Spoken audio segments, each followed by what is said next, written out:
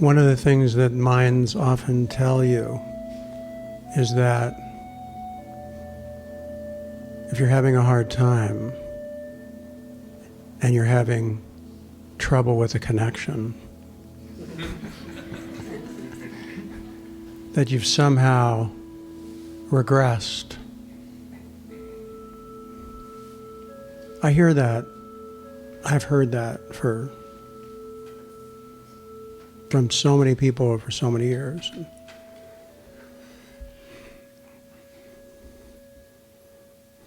It's not true. It's not possible to go backwards. There's no such thing. It's possible to have a hard time. It's possible to not feel as good as you felt. That's possible. But when someone goes through a portal, as you all have, and you've at least glimpsed or tasted the truth, even though you may not access it at times, you have not lost it.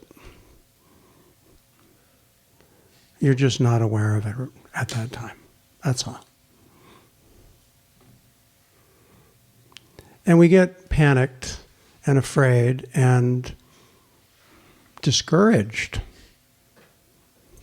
when we have to go through the rough patches. And that's why I know in my own experience I needed a lot of support. So I reached out in every way possible along the way.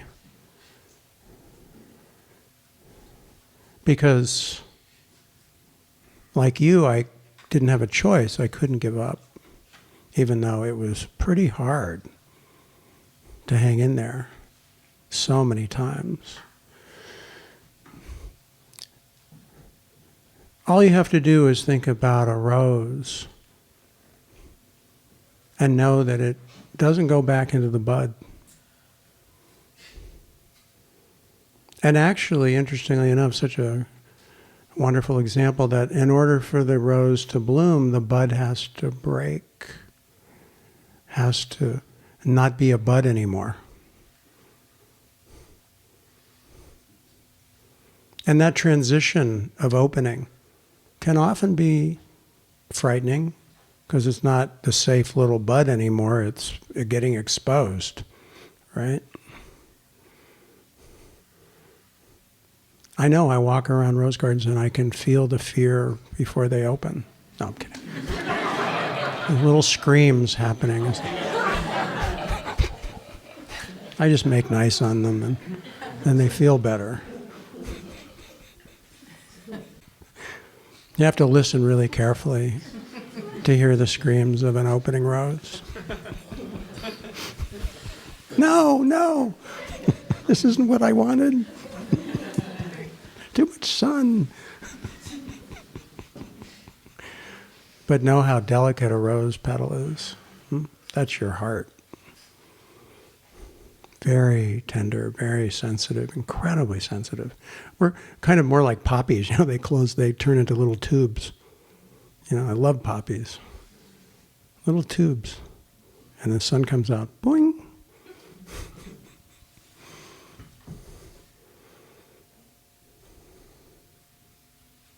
So if you have that belief come up that says,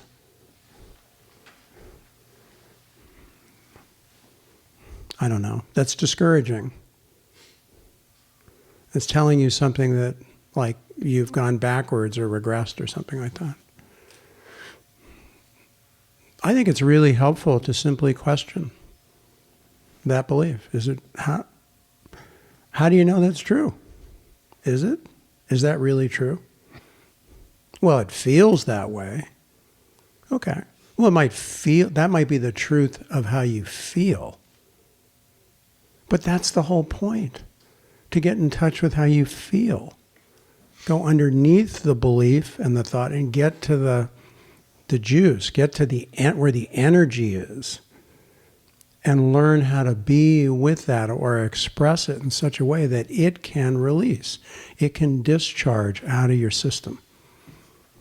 Because emotion is just the natural weather system of the human being. That's all. And once it discharges, you may not even have that thought again. Or if you do, it will not have a charge. It won't have any power. You won't take it seriously. You might go, oh yeah, that belief, oh well, not a problem. It won't get in your way. So working with your thoughts, working with your beliefs, working with how your mind organizes your reality is important. It's great to tune in to the presence. Beautiful.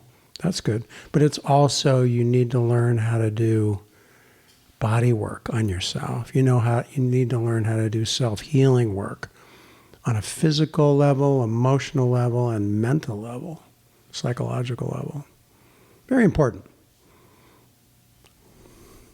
I mean, if you want to really feel pretty good.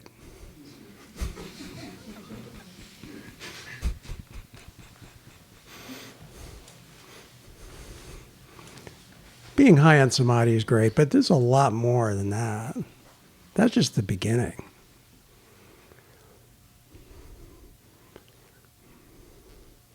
And when you realize that this, right now, right here, is the beginning. Wow. You mean I get a fresh start right now? Bless you. I get a fresh start right now? Yeah. Clean the slate.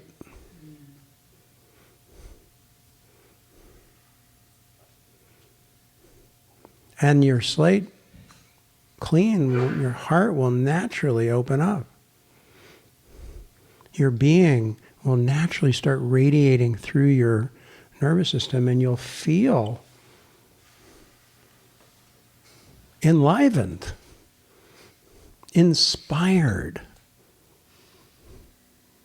That's what we want as human beings in this world, whatever we're doing. When you're inspired, this is it. Right? Those are the peak experiences that we know. But why can't they just be anytime? And that's the promise of this path, is that it can be. A lot of the time, anyway. You can begin, what you're cultivating here is literally the essence of inspiration. Inspired to be filled with breath. Breath is energy, is chi, is presence. That's why all the practices have breath awareness. Because once you get to the chi level, or the prana level, or the ki level, you open into the vastness of presence. So it's just another road that leads to Rome. Not the only one, lots of roads. All roads lead to Rome. Even when they seem like major detours.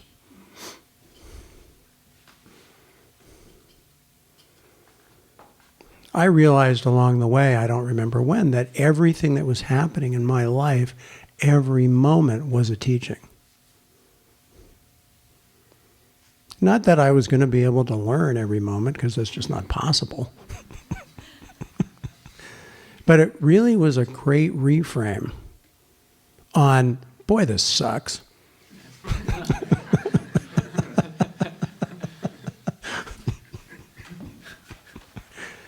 I learned very young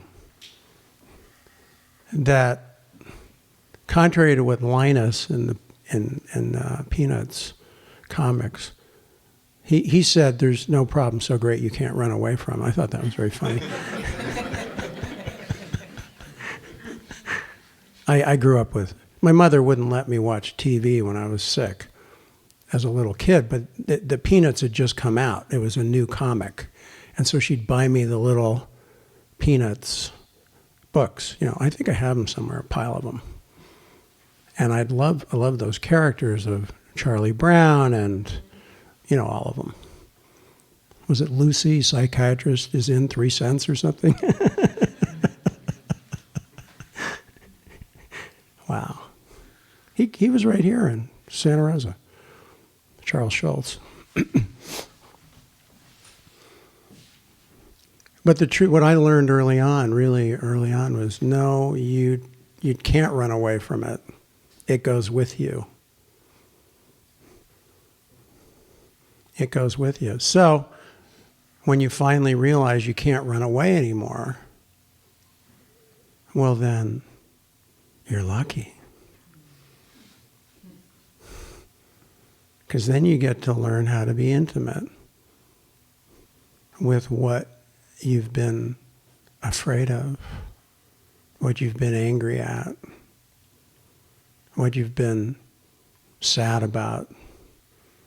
You learn to get close in a way that doesn't,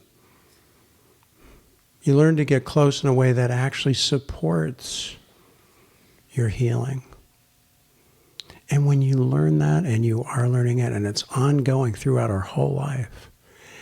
When I say learning, I don't mean you intellectually got information that you now know. No, that's not learning. That's just gathering knowledge. When I say learning, I mean, what? Is there a word for it? I don't even know if there's a word for what I want to say.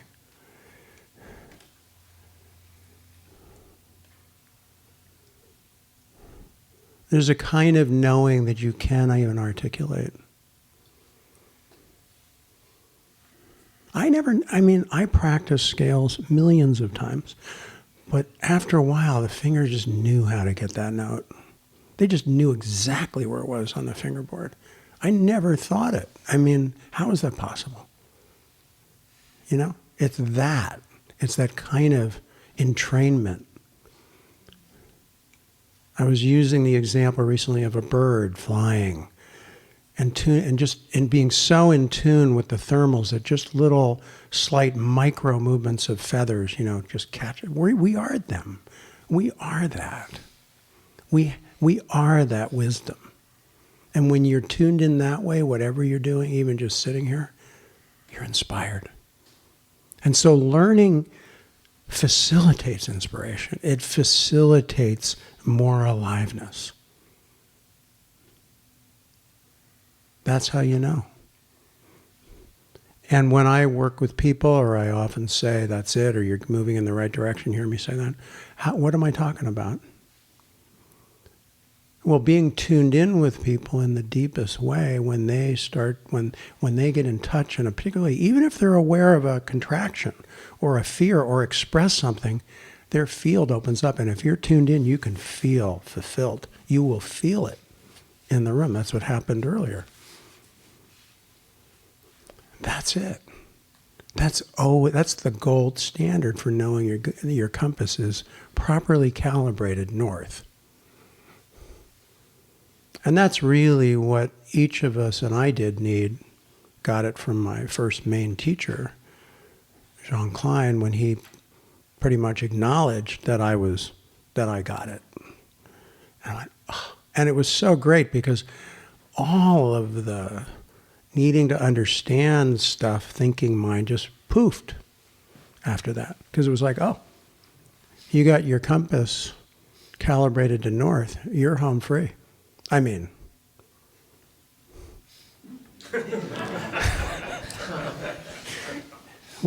Usually a little bumpier than that, but even though you may have to traverse some pretty rugged waters,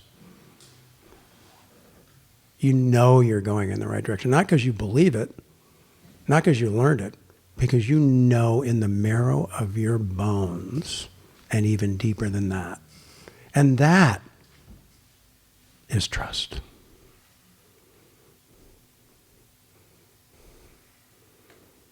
And that has guided me consciously since I was 16. I didn't know that it was doing that. But I'm learning all the time. I'm learning right now to listen, to be more attuned to that. And that's the beauty of our human life, is that we get to learn our whole life right to the departure point, whatever that means. And as far as I can tell, that's only a transition. It's not an end. So,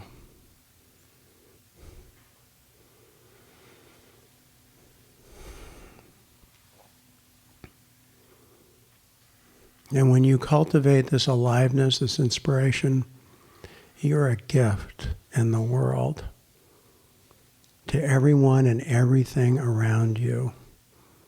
And your life will start blossoming in new ways that you never could have imagined. Even if it's simple little things. And I hear so much feedback about this. It's beautiful. Everybody's feedback mechanism in their life is very unique to them, but you learn to tune into it.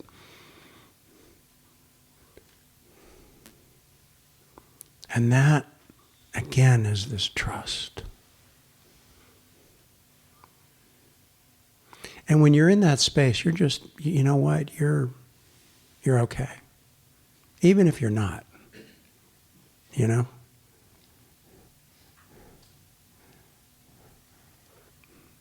I could tell you so many stories, but don't need to, but I could, of times when, in a lot of ways, things were really not okay in my personal life, but I was okay. And I knew the only reason that I could make it was because of this. I didn't think it. It was just how it worked. So what you're cultivating here literally is what's called the saving grace. It is a refuge. It is salvation. It's all those words that we've heard. That's what this is, that you're cultivating. And you are that.